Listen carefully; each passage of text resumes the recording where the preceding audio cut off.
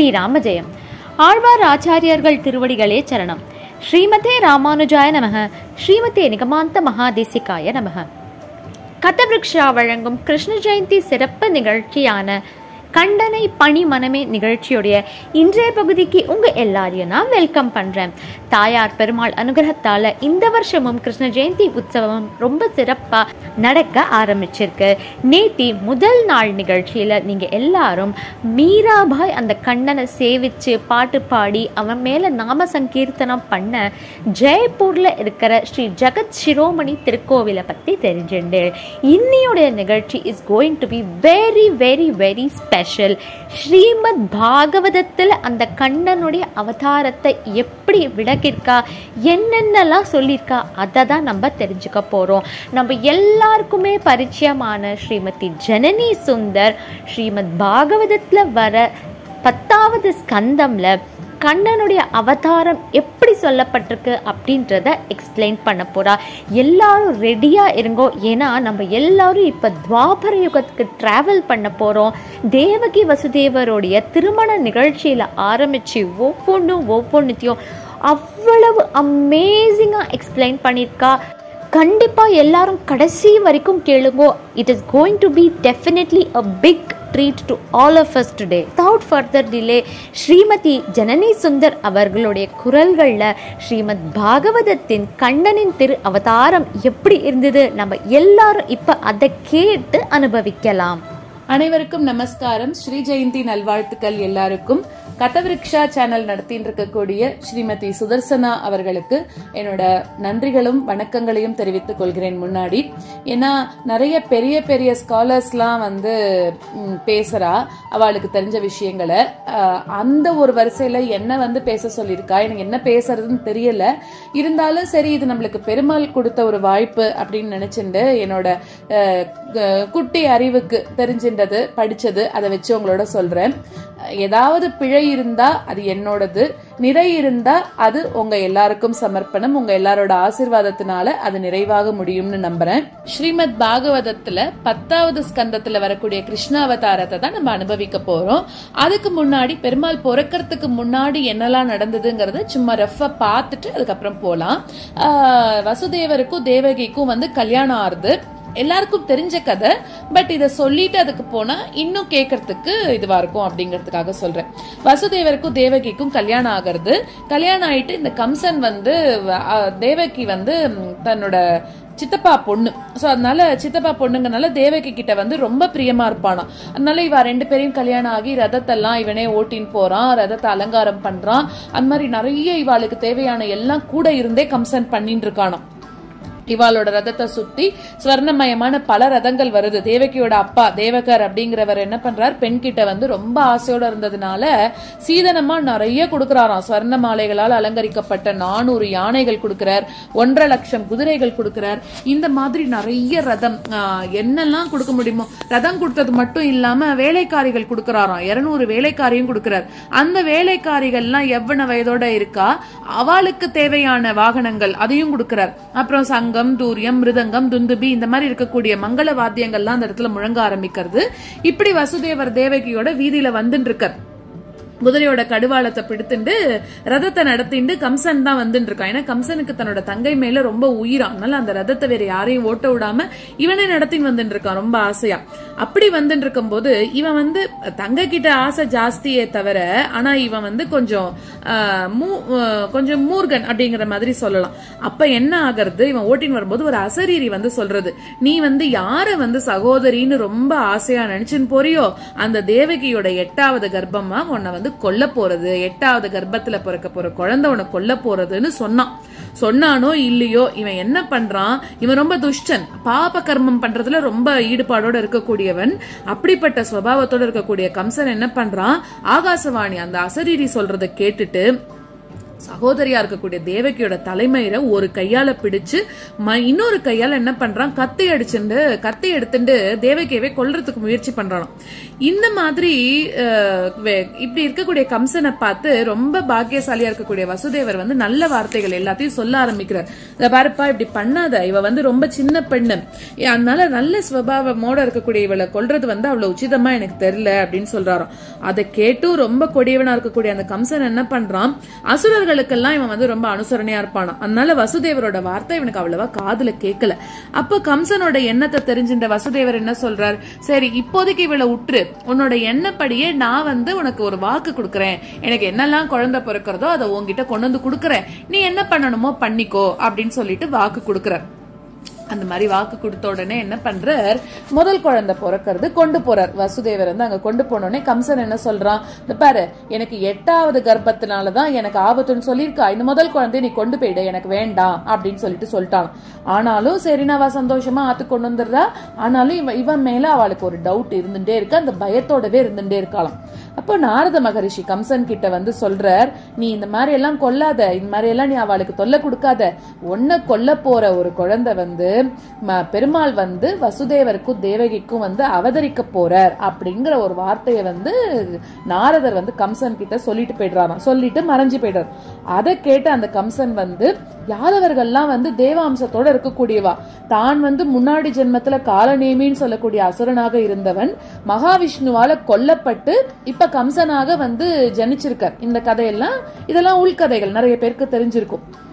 அந்த மாதிரி தன்னை கொல்றதுக்காக மகாவிஷ்ணு தேவகியோட கர்ப்பத்துல அவதரிக்க போறார் அப்படின்ற உண்மையை தெரிஞ்சுண்டு தேவகிக்கும் வசுதேவருக்கும் என்ன பண்ணிடுறான்னா விலங்கு போட்டு அவ 2 பேரையும் அடைச்சு வச்சிடும்.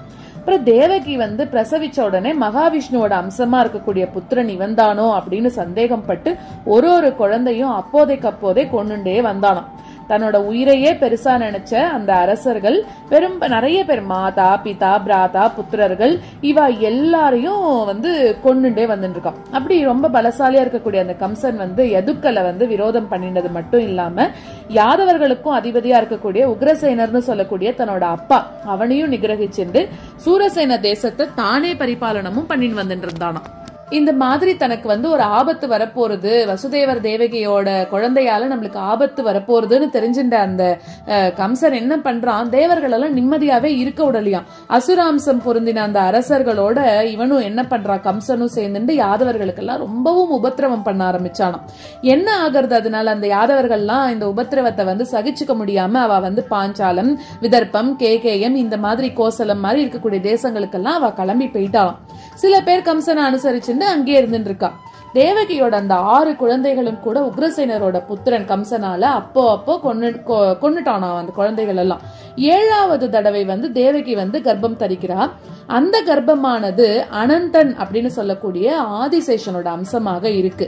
அந்த கர்ப்பமானது தேவகிக்கு சந்தோஷத்தையும் கொடுக்கறது துக்கத்தையும் கொடுக்கறதாம். ஏன் சந்தோஷம் துக்கம் கொடுக்கறதுன்னா, ஐயோ எங்க இந்த குழந்தையும் கொண்டுட போறானோ அப்படிங்கிற மாதிரி இருக்கான்.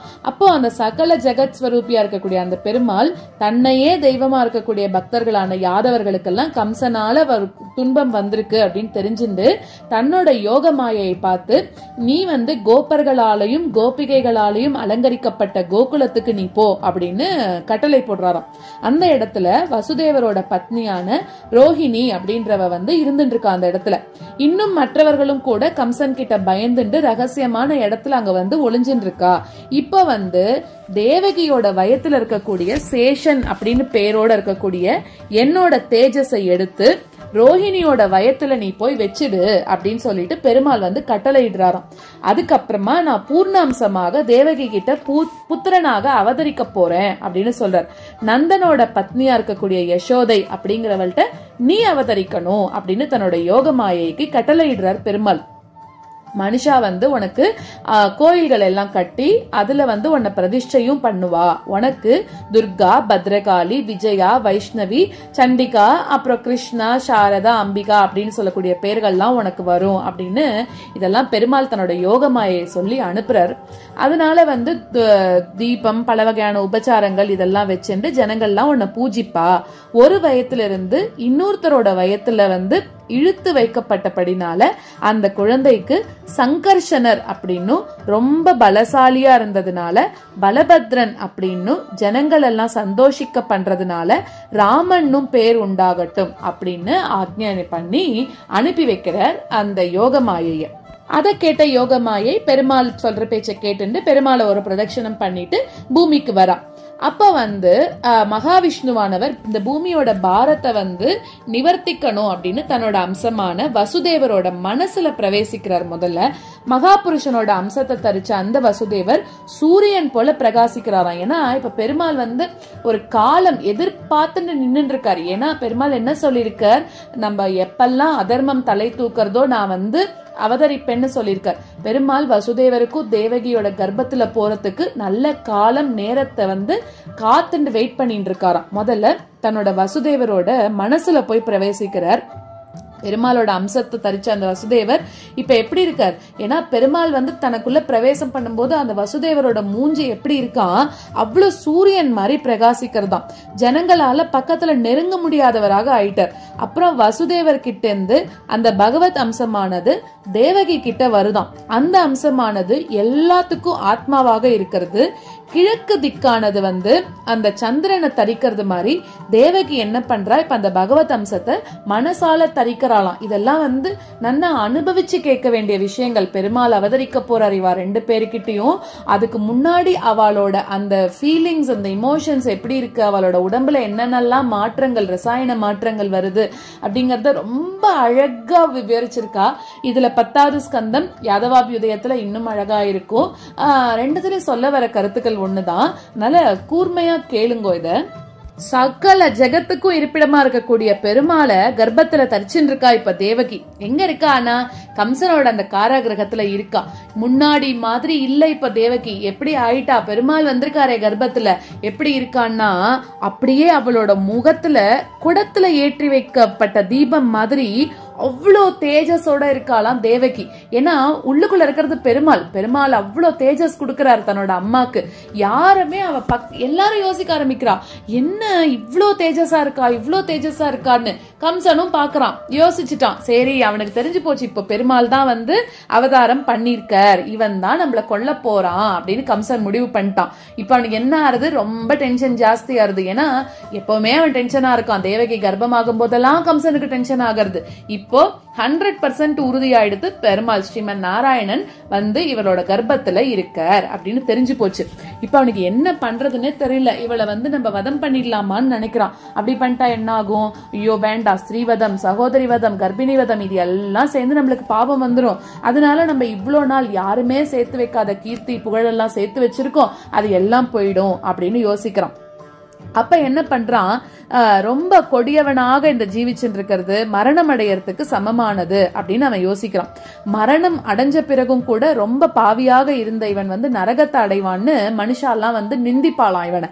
அதனால இந்த மாதிரி பல வகையா யோசிச்சு என்ன பண்றான், தன்னோட கொடிய எண்ணத்தை ஒழிச்சிட்டு தேவகியோட பிரசவத்தை எதிர்பார்த்து காத்துட்டு இருக்கான். அப்போ பெருமாள் கிட்ட விரோத புத்தி வச்சு உட்கார்ந்து இருக்கும் போதும், நின்று இருக்கும் போதும், படுத்துட்டு இருக்கும் போதும், கைகளை அலம்பும் போதும், தண்ணி குடிக்கும் போதும் பெருமாளையே தியானம் பண்ணிட்டே இருக்கானோ. அதனால என்ன ஆகிறது, இந்த ஜெகத் முழுவதுமே பெருமாளோட ஸ்வரூபமாகவே தோன்ற ஆரம்பிச்சுதான். பெருமாள் தேவகியோட கர்ப்பத்துல வாசம் பண்ணிட்டு இருக்கார் அப்படிங்கறத தெரிஞ்சிருந்த தேவர்கள் அப்புறம் பிரம்மா, சிவன், ருத்ரன் இந்த மாதிரி இருக்கிறவாள்லாம் தேவகியோட இருப்பிடத்துக்கு பெருமாளை ஸ்தோத்திரம் பண்ண ஆரம்பிக்கிறான். சோ இந்த மாதிரி அவ என்ன சொல்றா, நீ இந்த ஜெகத்துக்கு க்ஷேமம் கொடுக்கணும் அப்படிங்கறதுக்காக, சாதுக்களுக்கு சுகத்தை கொடுக்கறதுக்காக, துஷ்டர்கள் எல்லாம் அழிக்கணுங்கிறதுக்காக ராம கிருஷ்ணா இந்த மாதிரி இருக்கக்கூடிய திரு அவதாரங்களை நீ பண்ற அப்படின்னு ஸ்தோத்திரம் எல்லாம் பண்ண ஆரம்பிக்கிறாளாம். அது மட்டும் இல்லாம இங்க ஜெகத்துக்கு இருப்பிடமா இருக்கக்கூடிய ஒன்னையே தியானம் பண்ணிட்டு இருக்கிறதுனாலதான் இங்க இருக்கிறவாளோட அந்த சம்சாரம்னு சொல்லக்கூடிய அந்த கடலை தாண்டறதுக்கு உன்னோட திருப்பாதங்கள் ரொம்பவும் உதவியாக இருக்கு அப்படின்னு தேவர்கள் எல்லாம் ஸ்தோத்திரம் பண்றா பெருமாளுக்கு. எல்லாரையும் காப்பாத்தணும்னு நீ பல வகையா அவதாரம் எடுக்கிற. பிரம்மச்சாரி என்ன பண்ணணும்? வேத அத்தியனத்தாலையும், கிரகஸ்தன் கர்மயோகத்தாலையும், வானப்பிரஸ்தன் தபஸ்னாலையும், சன்னியாசி சமாதியினாலையும் உன்னை பூஜிச்சுட்டு இருக்காளாம். நீ ஒருவேளை அவதாரம் பண்ணாம இருந்த அப்படின்னாக்க இன்னும் கூட அஜ்ஞானம், அப்புறம் அதனால இருக்கக்கூடிய பேத புத்தி, இதை நிவர்த்திக்க கூடிய அந்த அபரோக்ஷ ஞானம் இல்லாமல் இங்க போயிடும். நீ அவதாரம் பண்ணதுதான் நல்லது அப்படின்னு தேவர்கள் எல்லாரும் பெருமாளுக்கு ஸ்தோத்திரம் பண்ண ஆரம்பிக்கிறான். அதே மாதிரி உன்னால அனுகிரகிக்கப்பட்ட இந்த பூமியெல்லாம் பார்த்த நாங்கள் நல்ல புண்ணியசாலிகள் அப்படின்னு சொல்றார். அது மாதிரி சம்சாரமற்றவரா இருக்கக்கூடிய உனக்கு ஜனனம்ங்கிறது என்னது? நீ விளையாட்டாக சரீரத்தை நீ எடுத்துண்டியே தவிர அந்த கர்மாதீனமான சரீரம் இருக்கக்கூடியவர் நீ கிடையாது அப்படின்னு சொல்றார். நீ நித்திய முக்தர். உன்னோட அந்த உண்மையை தெரிஞ்சுக்காதவா என்ன பண்றா அப்படின்னா அவித்யினால இந்த ஜீவனுக்கு ஜனன மரணம் இதெல்லாம் உண்டு அப்படின்னு சொல்றாளாம். உண்மையிலேயே அதெல்லாம் கிடையாது அப்படின்னு சொல்றார். நீ மத்ஸ்யமாகவும், அஸ்வமாகவும், அதாவது ஹயக்ரீவராகவும், கூர்மம் ஆமையாகவும், வராகம் மகாபன்றி அவதாரமாகவும், நிருசிம்மராகவும், ஹம்சமாகவும், க்ஷத்ரியராகவும், பிராமணராகவும், உபேந்திரராகவும் அவதாரம் பண்ணி எங்க எல்லாரையும் காப்பாத்தினது மாதிரி இப்ப இந்த மூ உலகத்தையும் எங்களையும் சேர்த்து நீ காப்பாத்தணும். பூமியோட பாரத்தை நிவர்த்தியும் அந்த யாதவர்களுக்கெல்லாம் சிறந்தவரா இருக்கக்கூடிய நீ, உனக்கு நமஸ்காரம் அப்படின்னு தேவர்கள் எல்லாரும் பெருமாளை துதிச்சு தேவகிய பார்த்து சொல்றா. நம்ம எல்லாருக்கும் சேமம் கொடுக்கறதுக்காக பெருமாளா இருக்கக்கூடிய அந்த பரமபுருஷன் உனக்கு புத்திரராக அவதாரம் பண்ணிருக்கார். கம்சனுக்கு மரணமானது ரொம்ப பக்கத்துல வந்துருச்சு. அதனால அவன் கிட்ட இனிமே நீ பயப்படாத, உன்னோட புத்திரரா இருக்கக்கூடிய இவன் யாதவர்கள் எல்லாரையும் காப்பாத்துவார் அப்படின்னு சொல்லிட்டு பெருமாளோட அந்த மனுஷ்ய ஸ்வரூபத்தை ஜனன மரணம் இல்லாத அந்த திவ்ய ஸ்வரூபம் அப்படின்னு சகல ஜெகத்தோட சிருஷ்டி, பரிபாலனம், சம்ஹாரம் இது எல்லாத்துக்கும் காரணமானதும் அப்படின்னு துதிச்சு பிரம்மா, பரமசிவன் இவா 2 பேரையும் முன்னிட்டு ஸ்வர்க்கத்துக்கு அவெல்லாம் கிளம்புறாளாம். இதே போல தேவகி தன்னோட பிரசவ நாட்களை கழிச்சுன்னு வந்துட்டு இருக்கா. இப்ப அவளுக்கு பிரசவ காலம் நெருங்க போறது. அப்ப என்னெல்லாம் ஆகுறதுன்னா, அஸ்வினி மாதிரி இருக்கக்கூடிய நட்சத்திரங்களும் கிரகங்களும் இன்னும் இருக்கக்கூடிய நட்சத்திரங்கள் எல்லாம் ரொம்ப சாந்தமா இருந்தது. அதாவது யுத்தம் எல்லாம் அந்த இடத்துல எதுவுமே இல்ல. ரோஹிணி ரோஹிணி நட்சத்திரத்துல சந்திரன் இருக்காரா அந்த இடத்துல. திக்குகள் எல்லாம் தெளிஞ்சிருக்கு. ஆகாயத்துல நட்சத்திரங்கள் ரொம்ப சுத்தமா உதயமாகிறது. பூமியில இருக்கக்கூடிய பட்டணங்கள், கிராமங்கள், கோகுலங்கள், ரத்தினம் விளையக்கூடிய ஸ்தலங்கள் இது எல்லாமே மங்கள காரியங்கள் நடந்துட்டு வருதான். ஏன்னா பெருமாள் சங்கல்பிச்சு தேவகியோட வயத்துல போய் பிரவேசிச்சுருக்கார். அவர் வெளியில வரணும். அதுக்கான காலத்தை பெருமாள் வெயிட் பண்ணிட்டு காத்துட்டு இருக்காரு. எந்த நட்சத்திரத்துல எந்த நாள்ல வரலாம் அப்படிங்கறத பெருமாள் வெயிட் பண்ணிட்டு காத்துட்டு இருக்கார். அந்த காத்துன்னு இருக்கிற பெருமாள் வெளியில வர போறதுங்கிறது சாதாரண விஷயம் இல்லையா? அந்த சமயத்துல என்னெல்லாம் நடக்கிறது அப்படிங்கறத சொல்றா. அப்போ நதியோட ஜலம் தெளியறதான். மடுக்கல்ல எல்லாம் தாமரை மலர்கள் மலர்றது, வனங்கள்ல எல்லா விருட்சங்களும் புஷ்பம் கொடுக்கறதாம். அந்த பூங்கொத்துல வண்டுகள் எல்லாம் சப்தம் பண்றது, பறவைகள் இனிமையா கத்துறது, நல்ல வாசனையோட இருக்கக்கூடிய காத்து ரொம்ப சுகமா வீசுறதான். யாகத்துல ஹோமம் செய்யப்பட்டவைகளா இருக்கக்கூடிய அக்னிகள் சாந்தங்களாக, அதாவது ஜுவலிக்கிறதா. அப்படியே சாதுக்கள், தேவர்கள் இவா எல்லாரோட மனமும் பிரசன்னம் சந்தோஷமாகிறது. அது மட்டும் இல்லாம பெருமாளோட அவதார காலத்துல ஸ்வர்க்கத்துல என்ன ஆகிறது, இங்க இப்படியா நடந்துட்டு இருக்கு. ஸ்வர்க்கத்துல தேவ துந்துபிகள் அதெல்லாம் முழங்கறதாம். கிண்ணறர்களும் கந்தர்வர்களும் பாட்டு பாடுறா. பெருமாள் அவதரிக்க போறார். நம்மளுக்கும் சந்தோஷம் மாதிரி எல்லாருக்கும் சந்தோஷமா அந்த இடத்துல. சித்தர்கள், சாரணர்கள் எல்லாரும் துதிக்கிறா, ஸ்தோத்திரம் பண்றா. வித்யாதர ஸ்திரீகளும் அப்சரசர்களும் ரொம்ப சந்தோஷமாக நர்த்தனம் பண்றா.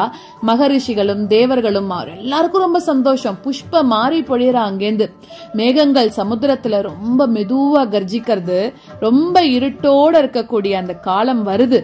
அப்படிப்பட்ட அந்த திவ்யமான காலத்துல சகல பிராணிகளோட ஹிருதயத்துல வசிக்கக்கூடிய அந்த பெருமாள் தேவரூபினியா இருக்கக்கூடிய தேவகியோட இடத்துல அவதாரம் பண்றார். அந்த இடத்துல அது கிழக்கு திக்குல அந்த பூர்ண சந்திரன் உதயமானது மாதிரி இருந்துதான். அந்த ஒரு சிசு அதை வசுதேவர் பாக்குறார். அந்த இடத்துல தேவகி வயத்துல இருந்து பெருமாள் பிறந்துட்டார். அத வசுதேவர் பாக்குறார். அந்த சிசுவானது ரொம்ப ஆச்சரியமானதா இருக்கு. தாமரை மலர் மாதிரி கண்களோட இருக்கு, 4 கைகளோட இருக்கு.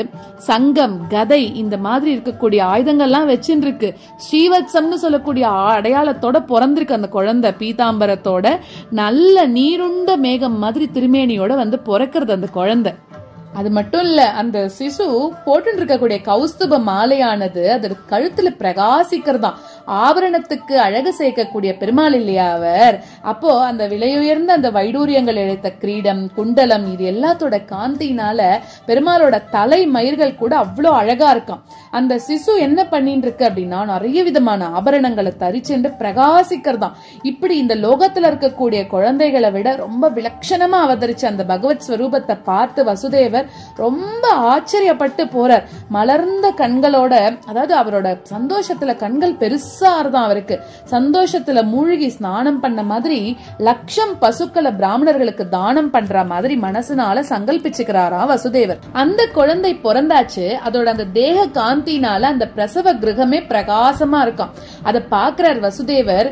அதை பார்த்துட்டு பிறந்திருக்கிறது பரமபுருஷர் தான் அப்படின்னு நிச்சயம் பண்ணி அவரோட மகிமை எல்லாம் தெரிஞ்சின்றதுனால கை கூப்பி பெருமாளை வணங்கி சகல பிராணிகளுக்கு புத்தி சாட்சியும் அந்த அனுபவ ஸ்வரூபியும் ஆனந்த ஸ்வரூபியும் பிரகிருத்தியை விட மேலானவருமா இருக்கக்கூடிய ஒன்ன நான் நேர்ல பாத்துட்டேன், நீதான் பரமாத்மான்னு தெரிஞ்சுட்டேன் அப்படின்னு அவர் வந்து ஸ்தோத்திரம் பண்றாராம் பெருமாளுக்கு.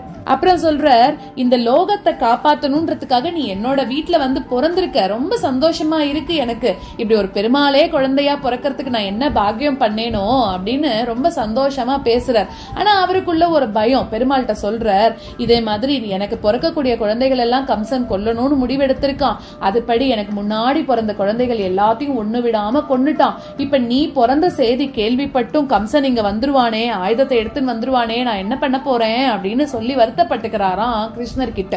அப்புறம் கம்சன் கிட்ட ரொம்ப பயந்து போயிருக்கா தேவகி ஏற்கனவே. அப்போ ஏன்னா தேவகிக்கு இப்ப பெருமாள் அவதாரம் பண்ணிருக்காருங்கிறது ஒரு சந்தோஷம் இருந்தா கூட ஒரு பக்கம் பயம், எங்க இவனையும் கொண்டுடுவானோ அப்படின்னு ஒரு பயம். அப்போ அவ வந்து சொல்றா பெருமாள் கிட்ட, நீ வந்து எல்லா ஸ்தோத்திரம் பண்றா. முதல்ல பிரகிருதிக்கு அதிபதியாக இருக்கக்கூடியவன் நீ தான், உன்னாலதான் வந்து இந்த காலம் நகர்ந்துட்டு இருக்கு, காலம் இந்த உலகமே வந்து உன்னோட லீலா அவதாரத்துலதான் நடந்துட்டு இருக்கு அப்படின்லாம் சொல்லி ஸ்தோத்திரம் பண்ணிட்டு, நான் வந்து ரொம்ப தைரியம் இல்லாம இருக்கேன். நீ எனக்கு பிறந்தது சந்தோஷம் தான், ஆனா ரொம்ப தைரியம் இல்லாம இருக்கேன். பிறந்ததுதான் பிறந்த, இப்படி வந்து பிறந்துட்டியே நீ. அதாவது வந்து அந்த கம்சனுக்கு உன்னோட அவதாரம் தெரியாம இருக்கணுமே. நீ வந்து சங்கு, சக்கரம், கதை, தாமரை மலர் இதோட காந்தியோடையும் 4 கைகளோடையும் இந்த ஸ்வரூபத்தை வந்து நீ இப்படி வந்து பிறந்திருக்கியே, இத பார்த்தானா கம்சன் உன்னை விடுவானா? தயவு செஞ்சு இந்த உருவத்தை நீ மறைச்சுக்கோயேன் அப்படின்னு சொல்லி சொல்றாளாம். பிரளய காலத்துல இந்த ஜெகத்தானது யாரோட சரீரத்துல நெருக்கமில்லாம சுகமாக வசிச்சுட்டு இருக்கோ அப்படிப்பட்ட அந்த பரமபுருஷனா இருக்கக்கூடிய நீ என்கிட்ட வந்து அவதாரம் பண்ணிருக்க. இது வந்து மனுஷ பாவனைய வந்து அங்கீகரித்ததை ஒழிய வேற எதுவுமே இல்ல. இது வந்து ரொம்ப ஆச்சரியம்தான் அப்படின்னு ஸ்தோத்திரம் பண்ண ஆரம்பிக்கிறா தேவகி பெருமாளை பார்த்து. இந்த மாதிரி அம்மா சொல்ற பேச்ச கேட்டு அந்த பெருமாள் அம்மாவை பார்த்து சொல்றார், ஸ்வாயம்புவ மன்வந்திரத்துல முன்னாடி ஜென்மத்துல நீ பிரஷ்னின்னு சொல்லக்கூடிய பேரோட இருந்த. அப்ப வசுதேவர் வந்து சுதபஸ்னு சொல்லக்கூடிய பிரஜாபதியா இருந்தாராம். உங்க 2 பேரையும் பார்த்து பிரம்மா வந்து சிருஷ்டிகளை நீங்க உற்பத்தி பண்ணுங்கோ அப்படின்னு சொன்னாராம். நீங்க என்ன பண்ணீங்க அப்படின்னா இந்திரங்கள் எல்லாம் ஜெயித்து ரொம்பவும் கடுமையாக தபஸ் பண்ணீங்களாம். என்கிட்ட இருந்து வரம் கிடைக்கணும் அப்படின்னு நினைச்சு என்னையே நீங்க பூஜை பண்ணிட்டே இருந்தீங்க. இப்படி என்கிட்டயே உங்களோட அந்த சித்தத்தை கொடுத்து ரொம்ப கடுமையா தபஸ் பண்ணிட்டு அந்த தேவமானத்தால அந்த 12,000 வருஷங்களை நீங்க வந்து கழிச்சீங்களாம். தேவ வருஷங்கள் 12 வருஷங்களை தவம் பண்ணியே கழிச்சிருக்காளாம் 2 பேரும். இப்படி தபஸ்னாலும் ஸ்ரத்தைனாலும் பக்தினாலும் ஹிருதயத்துல என்ன ஆராதிச்சபடினால உங்ககிட்ட நான் சந்தோஷம் அடைஞ்சு உங்களுக்கு இஷ்டமா இருக்கக்கூடிய வரம் அதை கொடுக்கணும்னு ஆசைப்பட்டு இந்த ஸ்வரூபத்தோட உங்களுக்கு நான் தரிசனம் கொடுத்தேன். அப்புறம் நான் வந்து வேண்டிய வரத்தை நீங்க கேட்கலாம் அப்படின்னு நான் உங்களுக்கு போன ஜென்மத்துல சொன்னேன். அதை கேட்ட நீங்க என்ன பண்ணீங்க அப்படின்னாக்க நீங்க வந்து என்னோட மாயையால மோகிச்சு மோட்சத்தை கொடுக்கணும் அப்படின்னு நீங்க கேட்கலையாம். ஒன்ன மாதிரி, அதாவது பெருமாளை மாதிரி ஒரு புத்திரன் பிறக்கணும் அப்படின்னு போன ஜென்மத்துல நீங்க என்ன பிரார்த்திச்சிருந்தீங்க அப்படின்னு பெருமாள் வந்து தேவகிக்கு சொல்றாராம். அது மாதிரி நான் உங்களுக்கு அது சொல்லி முடிச்ச உடனே ரொம்ப சந்தோஷமாயிட்டு நீங்க என்ன பண்ணீங்க அப்படின்னாக்க ரொம்ப கவலை இல்லாதவர்களாக நீங்க உங்களோட வேலைகள் எல்லாத்தையும் பார்த்துட்டு இருந்தீங்களாம். அப்ப ஸ்வபாவம், ஔதாரியம் இந்த மாதிரி இருக்கக்கூடிய குணங்கள்ல எனக்கு சமமானவரா யாரும் இல்லாததுனால நானே பிரஷ்னிகர்பர் அப்படின்னு சொல்லக்கூடிய பேரோட உங்களுக்கு புத்திரனாக நான் பிறந்தேன் அப்படின்னு சொல்றேன். அடுத்த ஜென்மத்துல நீங்க அதிதி கஷ்யபர்களாக நீங்க 2 பேரும் பிறந்தீங்க. அந்த ஜென்மத்துல கூட உபேந்திரன் அப்படின்னு சொல்லக்கூடிய பேரோட உங்களுக்கு தான் நான் பிறந்தேன் அப்படின்னு சொல்றாராம். வாமனராக, அதாவது குள்ளமா இருந்ததுனால வாமனர் அப்படின்னு சொல்லக்கூடிய பேர் எனக்கு கிடைச்சது அந்த ஜென்மத்துல. அப்ப பாத்துக்கோங்க, பெருமாளுக்கு ஏற்கனவே அவளுக்கு குழந்தையா பிறந்திருக்கார். இப்போ 3ஆவதா இருக்கக்கூடிய இந்த ஜென்மத்திலையும் நான் என்ன பண்ணிருக்கேன், அதாவது பிரஷ்னிகர்பர்ன்ற பேரோட புத்திரனா பிறந்திருக்கார். அடுத்தது அதிதி கஷ்யபர்களாக இவா பிறந்த போது அப்ப உபேந்திரன்ற பேரோட 2 ஜென்மத்துல ஏற்கனவே குழந்தையா பிறந்திருக்கார். இப்ப 3ஆவதா இந்த ஜென்மத்திலையும் அதே சொரூபத்தோட உங்களுக்கு நான் குழந்தையா பிறந்திருக்கேன் அப்படின்னு சொல்றாராம். சோ சொன்னபடி நான் பண்ணிருக்கேன்றாராம். ஒரு ஜென்மத்திலையும் அந்த குழந்தை தெய்வ அம்சத்தோட இருக்கக்கூடிய அந்த குழந்தைய பெத்து எடுக்கிறதுங்கிறது அவ எவ்வளோ பெரிய புண்ணியம் பண்ணிருக்கணும். ஒரே கணவன் மனைவி 3 ஜென்மங்களாக பெருமாளையே குழந்தையா பெத்தெடுத்திருக்கான்னா எவ்வளவு பாக்கியசாலிகளா இருக்கணும் அவ. சோ அந்த மாதிரி அந்த முன்னாடி ஜென்மத்தை அந்த சமாச்சாரம் அதை ஞாபகப்படுத்துறதுக்காக இந்த சொரூபத்தை நான் உங்களுக்கு காமிச்சேன் அப்படின்னு சொல்றாராம். ஏன்னா நான் சாதாரணமா குழந்தையா பிறந்திருந்தா உங்களுக்கு என் ஞாபகம் வந்திருக்காது இல்லையா. அதனால முன்னாடி 2 ஜென்மத்துல எப்படி நான் உங்களுக்கு பிறந்தேன், என்னவா இருந்தேன், அதெல்லாம் நீங்க ஞாபகப்படுத்திக்கணும்ன்றதுக்காக தான் இப்படி நான் 4 கையோடையும் தாமரை பூவோடையும் சங்கம் சக்கரம் எல்லா ஆயுதங்களோடையும் நான் பிறந்து உங்களுக்கு காமிச்சு கொடுத்துருக்கேன், அவ்வளவுதான் அப்படின்னு சொல்றாராம். அதனால இனிமே இந்த சொரூபத்தை நீ கேட்ட மாதிரி மறைச்சுக்கிறேன் அப்படின்னு சொல்லிடுறாராம். இப்படி அம்மா சொன்ன பேச்ச கேட்டுண்டு பெருமாள் குழந்தையா அந்த எல்லா 4 கைகளோட பிறந்த அந்த பெருமாள் என்ன பண்ற, தன்னோட ஸ்வரூபத்தை மாத்திக்கிறார். ஒரு சின்ன குழந்தை மாதிரி மாத்திக்கிறாராம். அப்ப அவ 2 பேர்கிட்டயும் என்ன நீ புத்திரனாகவும் பரபிரமமாகவும் தியானம் பண்ணிட்டு என்கிட்டயே நீ பிரீத்தி பண்ணனா என்னோட உத்தம கதியை நீ அடைவ அப்படின்னு சொல்ற. நீ கம்சன் கிட்ட நீ பயப்படுறதுனால நீ என்ன பண்ணு, என்ன கோகுலத்துக்கு கொண்டு போய் விட்டுடு. அந்த இடத்துல இருக்கக்கூடிய என்னோட மாயையா இருக்கக்கூடிய யசோதைக்கு பிறந்திருக்கக்கூடிய பொண்ணு, அவளை சீக்கிரமா இந்த இடத்துக்கு எடுத்துன்னு வா அப்படின்னு சொல்றாராம்.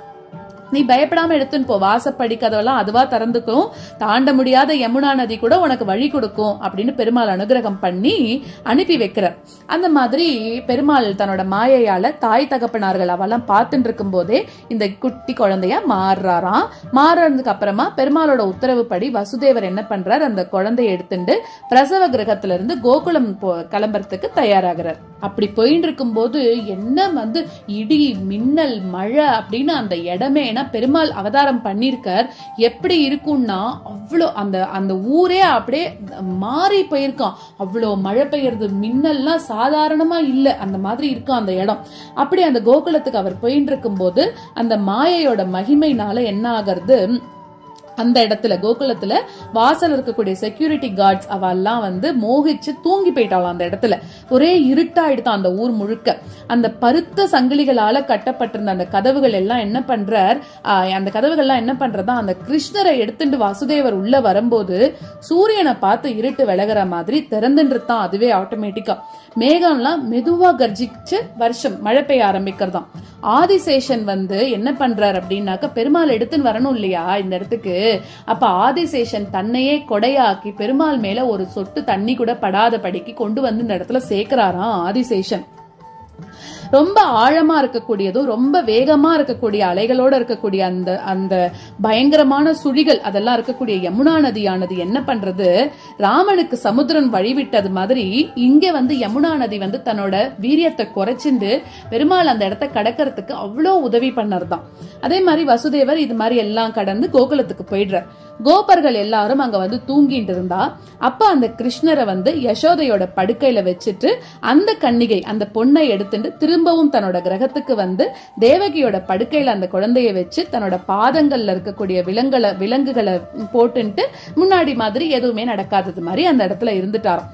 நந்தனோட பத்னியா இருக்கக்கூடிய யசோதைக்கு அந்த பிரசவம் ஆனதுதான் தெரியுமே தவிர அந்த குழந்தை ஆணா பெண்ணா அப்படிங்கறதெல்லாம் தெரியாதான். ரொம்ப சிரமத்தினால நித்திரை, ரொம்ப பிரசவம் எல்லாம் ஆனதுனால ரொம்ப கஷ்டப்பட்டு தூங்கிட்டு இருந்தாலும் இந்த மாதிரி அந்த குழந்தைய கொண்டு வந்து இங்க விட்ட உடனே என்ன ஆகிறது, தேவகி பிரசவிச்சுட்டா அப்படின்னு எல்லாரும் சொல்றா. அந்த கம்சன் என்ன பண்றான், ரொம்ப பயந்து போய் இப்ப தேவகியோட பிரசவ காலத்தை எதிர்பார்த்துட்டே இருந்திருக்கான் இல்லையா. அதனால அதை கேட்ட உடனே ரொம்ப சீக்கிரமா படுக்கையில இருந்து எழுந்துட்டு இதுதான் சமயம் அப்படின்னு சொல்லிட்டு அந்த அவனோட அவிழ்ந்த தலைமயிர் எல்லாத்தையும் கட்டிக்காம சீக்கிரமா தேவகி இருக்கக்கூடிய இடத்துக்கு ஓடி வரானாம். அப்ப தேவகி சொல்றா, என்னோட எல்லா குழந்தையும் நீ கொன்னுட்ட, இதுதான் ஒரு பெண் குழந்தை தானே பிறந்திருக்கு, ஆண் குழந்தை எனக்கு பிறக்கல, இவ வந்து உனக்கு மாட்டு பொண்ணா ஆக அந்த மாதிரி இருக்கக்கூடிய உறவுல இருக்கக்கூடியவா, இவளை வந்து நீ விட்டுட அப்படின்னு சொல்லி கெஞ்ச. ஆனா கம்சன் அதெல்லாம் எதுவும் காது கேட்கல. இதுதான் வந்து எனக்கு கடைசியான குழந்தை, இதை எனக்கு கொடுத்துரு அப்படின்னு எவ்வளவோ மார்பிள போட்டு அந்த குழந்தைய வந்து இது பண்ணிக்கிறான். அதையும் கேட்டு அந்த துஷ்டனா இருக்கக்கூடிய கம்சன் என்ன பண்றான், அவளை அதட்டி அவளோட கையில இருக்கக்கூடிய குழந்தைய பலாத்காரமாக பிடுங்கிட்டானாம். அந்த குழந்தையோட 2 கால்களை பிடிச்சு சுழற்றி சகோதரியோட பெண் அப்படின்னு சொல்லக்கூடிய அந்த ஒரு பாசம் கூட இல்லாம கல்லால எல்லாம் அடிக்க ஆரம்பிச்சுட்டானாம். அந்த குழந்தை என்ன பண்ணுறது, அவனோட கையில இருந்து உயரத்துல பறந்து போய் ஆகாயத்துல 8 கைகளோட திவ்யமான புஷ்பமாலை, வஸ்திரம், சந்தனம், ரத்னாபரணங்கள் இது எல்லாத்தாலையும் அலங்கரிக்கப்பட்ட அந்த திவ்ய ஸ்திரீயாக பிரகாசிக்கிறதா அந்த குழந்தை. ஏன்னா பெருமாள் முன்னாடியே சொல்லிதானே அனுப்பிச்சிருக்க, இந்த மாதிரி நீ போ, உன்னை வந்து வைஷ்ணவி என் மாதிரி இருக்கக்கூடிய பல பேர்களோட உன்னை எல்லாரும் பூஜிப்பான்னு சொல்லி இப்ப அந்த ஸ்தானத்தை அந்த குழந்தை அடைஞ்சிருத்தான். சித்தர்கள், சாரணர்கள், கிண்ணறர்கள், அப்சரஸ்கள் இவா எல்லாரும் அந்த தேவிய தரிசனம் பண்ணி ஸ்தோத்திரம் பண்ண ஆரம்பிச்சுட்டா. அப்போ அந்த போன குழந்தை சும்மா போல என்ன சொல்லிட்டு, என்ன சொல்றதுனால என்ன கொல்றதுனால உனக்கு என்னப்பா லாபம், உனக்கு பூர்வ சத்ருவா இருக்கக்கூடியவன் ஏதோ ஒரு இடத்துல ஜனிச்சிருக்கான், என்ன வீணாக நீ ஹிம்சை பண்ணிட்ட அப்படின்னு சொல்லி சொல்றாளாம். சோ அநேக க்ஷேத்திரங்கள்ல அநேக பெயர்களோட ஜனங்களால பூஜிக்கப்பட்டாலாம். அதாவது பத்ரகாளி இந்த மாதிரி இருக்கக்கூடிய பெயரோட இந்த யோகமாயையானவள் பூஜிக்க படுறா. ஸ்ரீமத் பாகவதத்திலிருந்து கிருஷ்ண அவதாரத்தை சொல்றதுக்கு எனக்கு ஒரு வாய்ப்பு கொடுத்த ஸ்ரீமதி சுதர்சனா அவர்களுக்கு மனமார்ந்த நன்றிகளை தெரிவித்துக் கொள்கிறேன். திருப்பியும் சொல்றேன், நிறைகள் இருந்தா அது உங்களோட ஆசிர்வாதத்தினாலையும் உங்களாலையும் மட்டும்தான். குறைகள் எதுவா இருந்தாலும் அது என்னோடதுதான். மீண்டும் இந்த வாய்ப்புக்கு நன்றி கூறி விடைபெறுகிறேன். நன்றி, வணக்கம். இப்படி ஒரு அனுகிரகம் தாயார் பெருமாள் நம்ம எல்லாருக்கும் இன்னைக்கு இந்த நிகழ்ச்சி மூலியமா பண்ணிருக்கா அப்படின்னு நினைக்கும் போது ரொம்ப ஆனந்தமா இருக்கு. ஏன்னா ஒவ்வொரு காட்சியும் நம்ம எல்லாராலையும் விஷுவலைஸ் பண்ண முடிஞ்சது அப்படின்னு சொல்றதை விட ஒவ்வொரு காட்சியும் நம்ம எல்லாராலையும் எக்ஸ்பீரியன்ஸ் பண்ண முடிஞ்சது.